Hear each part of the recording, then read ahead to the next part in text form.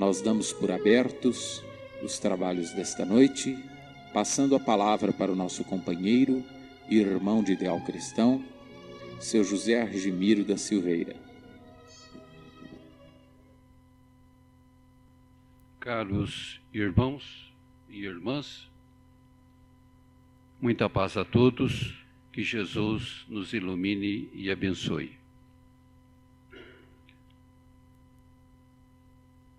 O nosso estudo é o programado pelo Departamento de Orientação Doutrinária da USE para o mês de junho, Espiritismo e Renovação, já na parte terceira deste estudo, porque é um estudo bastante interessante, bastante amplo, que está sendo feito em vários módulos.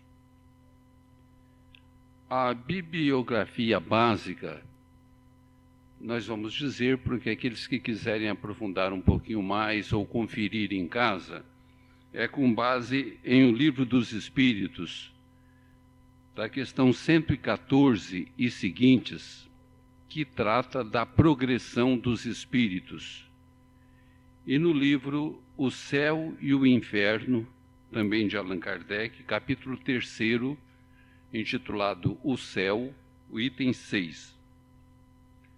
No livro O Céu e o Inferno, neste capítulo 3º, item 6, Kardec faz algumas considerações sobre o que seria o céu, a felicidade daquela criatura que já desenvolveu bastante o seu progresso e no plano espiritual superior usufrui de paz, de harmonia, de tranquilidade.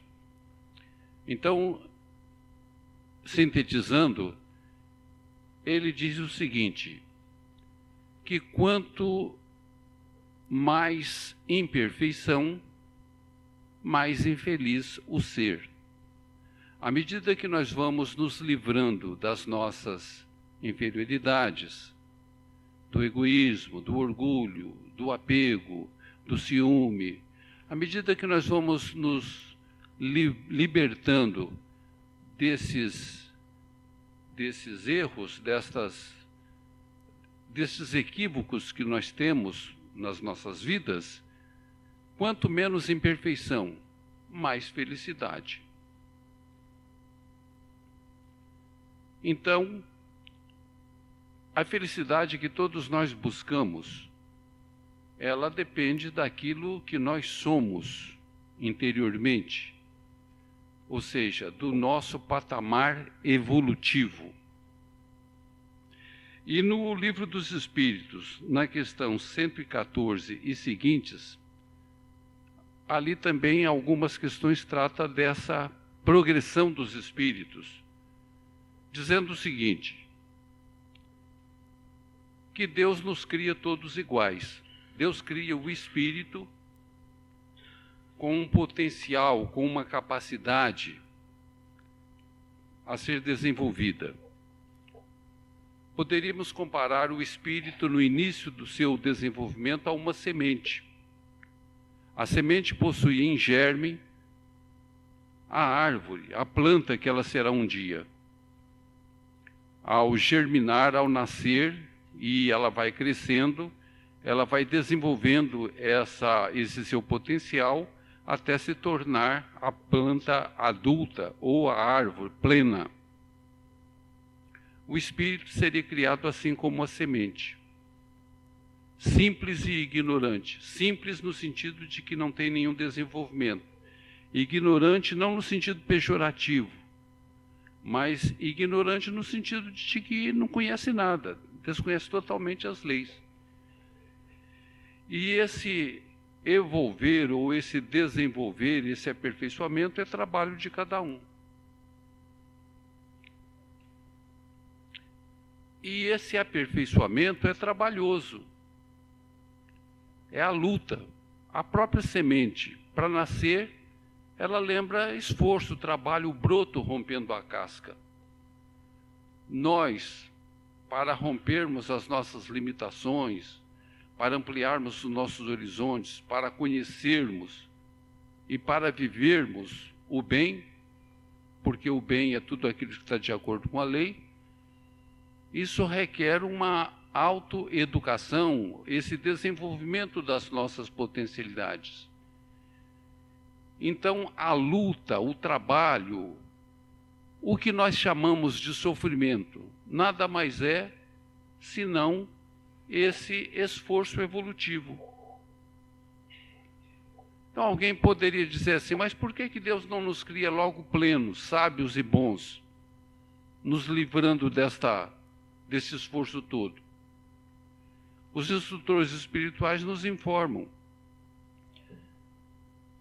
que, se nós fôssemos criados já perfeitos, qual a nossa participação? Qual o nosso mérito? E, consequentemente, qual a nossa felicidade? Qual a nossa autorrealização em consequência desse aperfeiçoamento?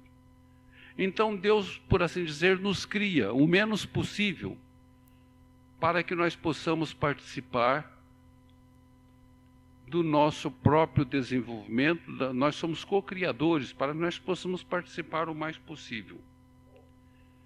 Então, Espiritismo e renovação seria esse despertar, esse crescimento do espírito, esse compreender as leis e viver de acordo com elas e, consequentemente, alcançar a nossa felicidade.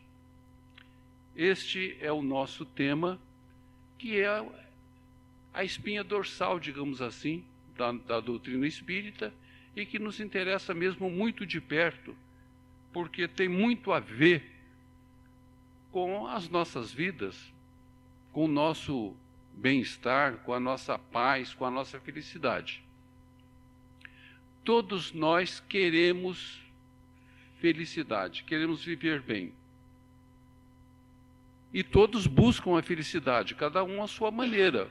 Inclusive aquele que mata, aquele que rouba, aquele que pratica crimes hediondos, ele está achando que aquilo compensa. Ele acha que vai ser melhor para ele depois que ele fazer aquilo. Equivocadamente, naturalmente. Mas a maioria de nós também buscamos a felicidade por caminhos equivocados. Porque nós achamos que ela está fora de nós. Então, se eu conseguir isto, se eu conseguir aquilo, se eu tiver isto, se eu tiver aquilo, se eu tiver o meu amor, se eu tiver a tal situação, se eu tiver um ganho alentado, e nós não percebemos que, na verdade, esta felicidade depende desse nosso desenvolvimento íntimo. É o reino dos céus, ou o reino de Deus em nós, conforme disse Jesus, e que é o bem maior, e que é a finalidade das nossas vidas, este aperfeiçoamento. Então, a causa de tudo o que acontece conosco, no sentido positivo, de alegria, de paz, de felicidade, é porque também nós já evoluímos, já conquistamos, já fizemos por conseguir aquilo.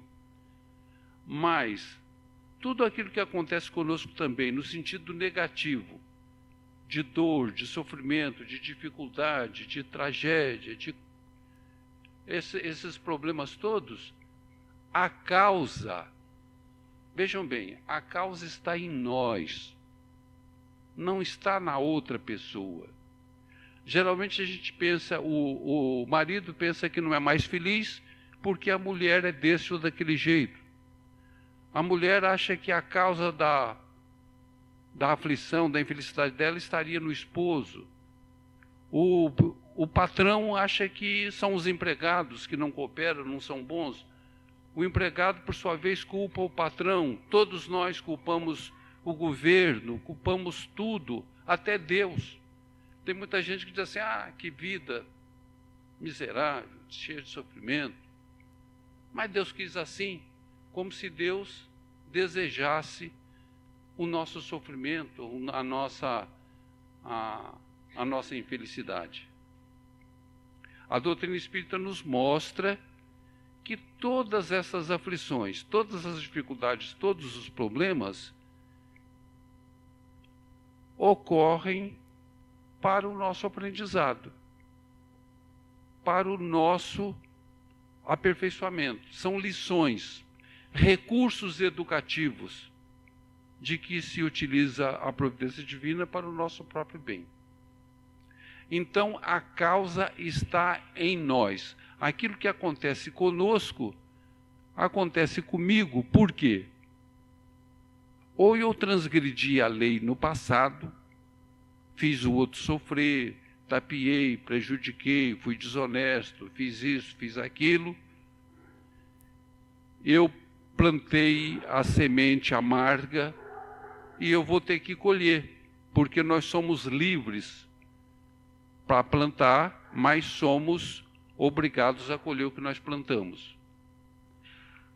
É a lei de causa e efeito. O que nós semeamos, nós colhemos. Mas é bom entender também que esta lei, ela não é punitiva. O Criador certamente não faz com que a gente colha o que plantou com a finalidade apenas de nos fazer sofrer. Não.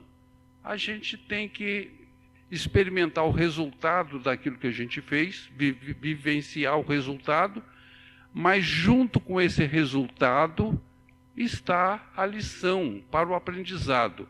A lei é educativa e não punitiva. Então, quando a gente sofre, quando as coisas difíceis acontecem conosco, pode ser uma expiação, sim. Transgredi a lei no passado, fiz o outro sofrer, fiz coisas ruins, e agora eu estou vivendo os resultados. Mas junto no bojo disso, junto com esses resultados, estão vindo também as lições, os meios, os recursos para eu melhorar e aprender a agir melhor no futuro.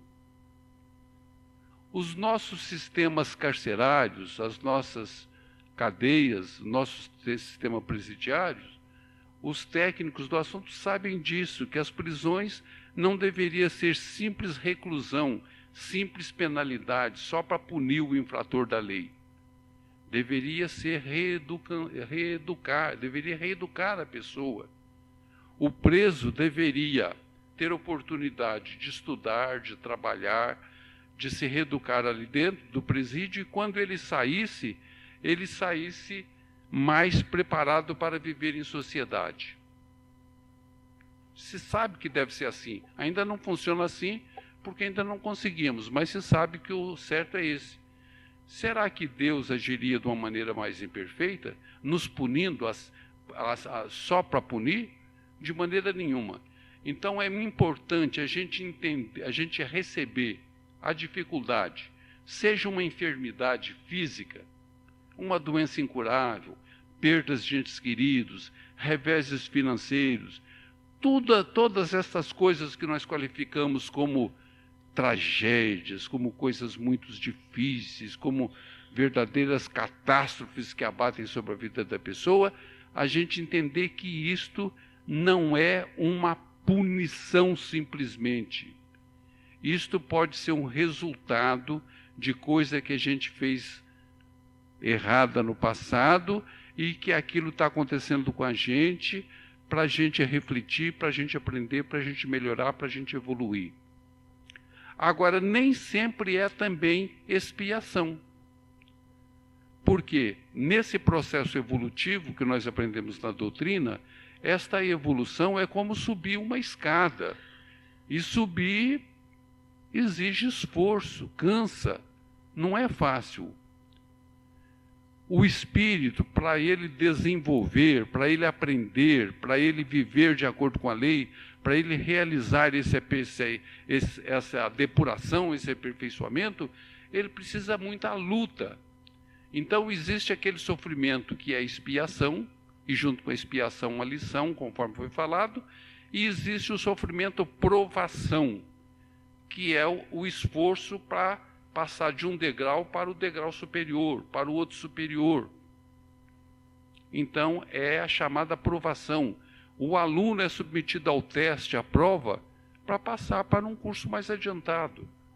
Nós somos submetidos a testes, às situações difíceis para nos testarmos e aferirmos o nosso valor se nós já estamos em condições de desempenhar um papel mais importante, mais significativo, de maior amplitude na vida. Então, resumindo, a causa do que acontece conosco, a causa está em nós.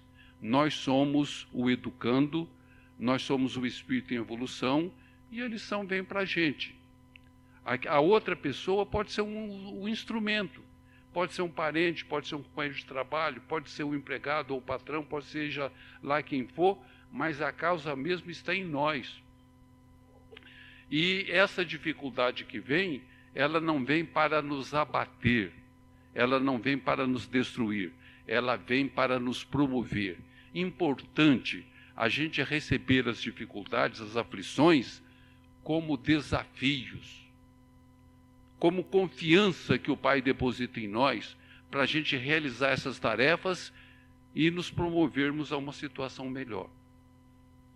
Então, o nosso destino, o destino das pessoas, que muita gente diz, o destino dele é um destino trágico, é um destino triste, nada dá certo. O nosso destino é a resultante desta lei, da evolução com a lei de causa e efeito. No plano espiritual, nós planejamos a nossa vida, nós temos o nosso livre-arbítrio relativo. Então, o destino para nós espíritas é o roteiro, é o programa. A nossa vida não é uma improvisação, mas não é uma fatalidade também. Cada um de nós está realizando uma tarefa, desempenhando um papel. Cada um de nós tem uma função, tem um lugar na vida. Este é o programa que nós podemos desempenhar bem, mais ou menos, ou desempenhar mal, muito mal, fracassarmos mesmo, porque temos o livre-arbítrio. Nós estamos dentro desse planejamento. Então, nós nos renovarmos significa nós ajudarmos o progresso.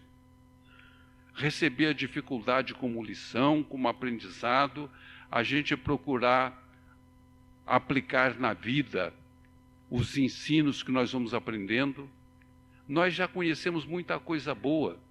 Nós cristãos, não só nós espíritas, mas nossos irmãos católicos, evangélicos, nós conhecemos muita coisa boa do Evangelho de Jesus, o perdão, a tolerância, o auxílio ao próximo. Nós temos muitas crenças boas. Falta na gente coerência, ou seja, buscarmos viver de acordo com aquilo que a gente acredita, de acordo com aquilo que a gente crê. Então, para nós realizarmos a nossa ajudarmos o progresso, nós precisamos praticar estas coisas boas que nós já entendemos, que nós já conhecemos.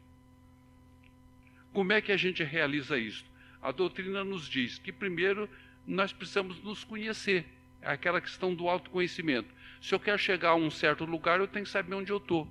Eu estou aqui nesse ponto, quero ir ao centro da cidade, não sei como é que eu vou lá. Telefono para alguém, olha, eu quero ir aí, como é que eu chego aí? A pessoa me pergunta, onde você está? Eu estou na rua tal, número tal, estou num lugar assim, assado. Porque se ela não souber onde eu estou, como é que ela vai me ajudar a chegar lá? Eu posso estar no norte, ou no sul, ou no outro ponto da cidade. Saber onde eu estou. Né? Nós tomarmos consciência das nossas limitações. A gente agir com humildade. Nós fazíamos aqui o estudo do Livro dos Espíritos com relação àquela questão de a gente se conhecer. Porque, às vezes, a pessoa acha que ela está numa posição que, na verdade, ela não está. Então, ela supervaloriza, ela acha que já superou determinadas coisas. Então, a vida leva essa pessoa a cair, às vezes a incorrer em determinadas situações difíceis e praticar determinados erros para ela se conhecer. É como um vaso de água, um vaso grande, cheio de água, com a sujeira no fundo. O ser humano é mais ou menos isso. Aquele vaso grande, com a lama, com a terra, com a sujeira no fundo. Como ele está assentado ali, a sujeira vai para o fundo, a gente olha em cima, parece que está tranquilo, está tudo bem. Mas se pegar uma vareta e mexer lá no fundo, a sujeira vem à tona. Nós somos esse vaso. A vareta são as circunstâncias, os acontecimentos da vida, as dificuldades, aquelas coisas que mexem com o nosso mundo interior. E aí mexe aquilo, aquelas fraquezas, aquelas feridas, aquelas dificuldades que nós temos intimamente, aquilo dói, a gente fica sensível. Mas é mexendo com essas dificuldades, a maneira de limpar o vaso é remover a sujeira lá. A maneira de nós evoluirmos é nós tomarmos conhecimento das nossas dificuldades. Não adianta a gente ficar tentando tapar o sol com a peneira, como se diz. Nós procurarmos nos conhecer. Então, o autoconhecimento, a gente procurar estudar. Por quê? A teoria ajuda muito. Se nós temos convicção sobre determinadas coisas, nós temos mais facilidade para fazer aquilo. Então, primeiro vem a parte informativa, o desenvolvimento intelectual. Na doutrina espírita, nós precisamos estudar, ler, refletir, procurar entender. Mas só isso aí é como a gente obter a informação. Obter informação, como é que vai lá no centro da cidade? Se eu obtenho essa informação e não faço a caminhada, não vai resolver nada. Então eu tenho que me movimentar, eu tenho que caminhar. É a prática. Nós, na doutrina espírita, temos por lema: fora da caridade não há salvação. Entendendo caridade como perdão, como tolerância, como benevolência, como indulgência, como amor, porque a caridade não é só ajuda material. Entendendo caridade como a vivência do bem e entendendo salvação como evolução, significa que nós vamos realizando a nossa evolução pela vivência, pela prática destes princípios. Ah, mas o que eu vou ganhar com isto? Né? Nós vamos ganhar o mais importante, que é o nosso aperfeiçoamento espiritual, e vamos nos vivendo mais felizes. Nós gostaríamos de trazer aqui rapidamente um pensamento que colhemos até uma afirmativa que colhemos num livro até não espírita, um livro de psicologia, mas interessante. O autor dizia assim: não existe uma realidade fora da gente, estática, igual para todo mundo. Não existe. Cada um de nós vê o mundo de fora conforme o nosso mundo de dentro. Em outras palavras, cada um de nós percebemos o mundo exterior conforme a nossa capacidade de percepção. Então ele dizia: se entrarem várias pessoas na floresta amazônica, um madeireiro, um terapeuta de ervas medicinais, um fotógrafo profissional, um pintor de quadros, se entrarem essas pessoas no mesmo trecho da floresta amazônica, cada um vai ver uma coisa. O madeireiro vai ver a madeira de lei, o fotógrafo vai ver uma paisagem, o pintor talvez até fazer um esboço lá de uma copada, de uma árvore, para depois fazer um quadro. O que trabalha com ervas medicinais vai ter a sua atenção voltada para as ervas medicinais. Cada um vai ver a floresta conforme o seu mundo interior. Pois bem, caros irmãos e irmãs, a floresta amazônica é o mundo lá fora. É a cidade, são as outras pessoas, são as situações, a conjuntura no meio da qual nós vivemos. E cada um de nós percebe, ou seja, afiniza, identifica, sente, percebe as outras pessoas e as situações conforme o seu mundo interior. Isso é uma realidade que a gente não reflete muito. Vejam bem, quando a gente está triste, tudo fica triste, não fica? A música fica triste, tudo fica triste. Quando a gente está eufórico, muito alegre, Brasil ganhou a Copa, campeão, a pessoa está com tempo, tudo fica alegre, né? Ela está vibrando, ela não se aborrece, a pessoa pode até tratá-la mal, ela está tão bem interiormente que ela não liga para aquilo. Isto é uma realidade. Nós percebemos o mundo de fora conforme o nosso mundo de dentro. Então, tudo se resume em nós trabalharmos esse mundo interior. Ou seja, a nossa individualidade, o nosso ser. Porque a gente convive permanentemente com a gente mesmo. E a morte vai destruir o nosso corpo físico. Mas nós vamos para o plano espiritual com o nosso ser, com aquilo que nós aprendemos, com as nossas experiências, com aquilo que nós fizemos de bom. Nós vamos com a nossa bagagem, que são os nossos atos, que são as nossas conquistas, ou com as nossas dívidas, com os nossos equívocos, com os nossos problemas de consciência. Onde o ferro vai, a ferrugem o acompanha, dizia os antigos, né? Então nós vamos carregando a nossa bagagem. É muito importante a gente procurar melhorar essa bagagem, porque esta bagagem é que faz com que a gente se sinta bem ou se sinta menos bem. É o nosso modo de pensar, de sentir, de agir. Não é difícil, a vida não nos pede